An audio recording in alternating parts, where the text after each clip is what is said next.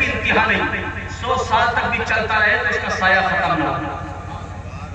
یہ سبحان اللہ کوئی معمولی چیز نہیں ہے، اس لیے آپ نیکیاں کماتے رہے۔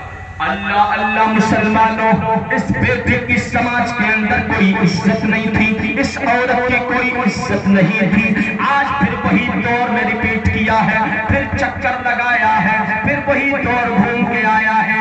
آج بھی جب بیٹی پیدا کسی کے ہوتی ہے، دادا کے گالوں پہ چھٹیاں پڑ جاتی ہیں، مسجد کے دروازے پر جا کر کے بیٹھ جاتا ہے، منہ لٹکا ہوا ہے، محلے کا دوسرا آدمی پوچھتا ہے ارے میاں کیا ہوا، آج افسردہ دل کیوں ہو، چہرے پر مایوسی کیوں ہے؟ اللہ اللہ تو بڑے دبے لہجے میں کہتا یار کیا بتاؤں آج گھر میں پھر بیٹی ہو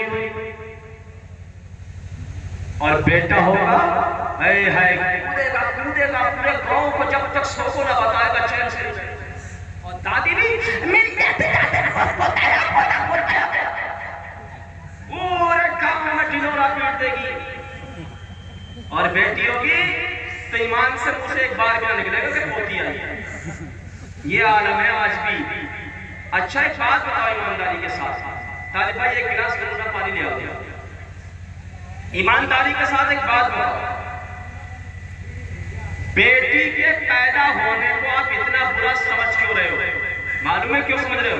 حالانکہ بیٹیاں بیٹوں سے زیادہ پیار کرتی ہیں۔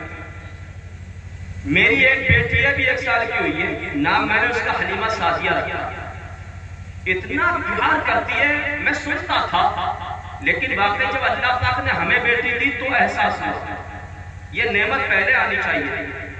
سبحان اللہ، گھر جاتا ہوں تو پھر وہ کسی کے پاس نہیں جاتی، اتنا پیار بیٹیاں کرتی اس کا کوئی جواب نہیں۔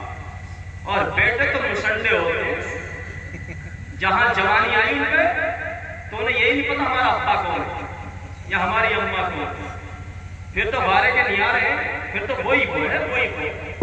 اور بیٹی بیچاری پوری بھی ہو جائے 100 کوس پہ بھی ہو تب بھی باپ اور ماں کی محبت دل سے نہیں نکلتی۔ مگر میں ایک پیغام یہ دینا چاہتا ہوں، اچھا بیٹی کا پیدا ہونے کو برا کیوں سمجھتے معلوم ہے؟ اس لیے سمجھتی ہے قوم برا کہ اور رشتہ دیکھنا آسانی سے لڑکا نہیں ملے گا، جہیز کہاں سے آئے گا؟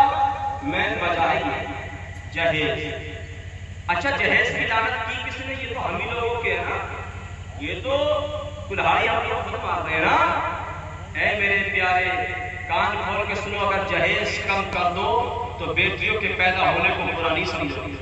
اور یہ نشہ اور یہ جواری اڈے اور یہ افیون اور چرس اور بھانگ کا نشہ ختم ہو جائے تو انشاءاللہ رشتے تلاش کرنے میں بھی کوئی کمی نہیں ہوگی۔ وجہ اسی تو وجہ ہے جو کہ آدمی بیٹیوں سے بچنا چاہتا ہے۔ اور بیٹیوں کے لیے ایک پیغام دینا چاہتا ہوں، اے میری قوم کی بیٹیوں، کبھی بھی کسی حال میں چاہے تمہیں سوکھ کے ٹکڑے کیوں نہ کھانے پڑے، چاہے ایک وقت کا فاقہ کیوں نہ کرنا پڑے، اپنی عصمت، اپنی عزت، اپنی آبرو، اپنے باپ کی عزت کا خیال رکھنا ہمیشہ، اور فاطمہ زہرا کی ہمیشہ کنیزہ بن کے رہو، چونکہ مذہب اسلام سے پیارا کوئی مذہب نہیں ہے۔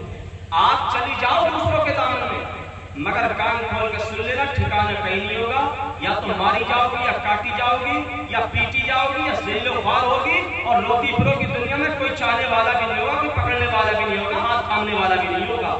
دنیا میں ذلت اور رسوائی الگ ہوگی اور قبر میں الگ ماری جاؤ گی اور جلو گی، اور جلنے کے بعد بھی چین سے نہیں رہو گی، اور قیامت کے دن بھی ہمیشہ ہمیں جہنم میں، کیونکہ جنت تو ایمان والوں کے لیے، جنت ایمان والوں کے لیے ہے۔ اچھا ایک بات اور سنو، بڑی پیاری بات ہے، درود شریف پڑھیے۔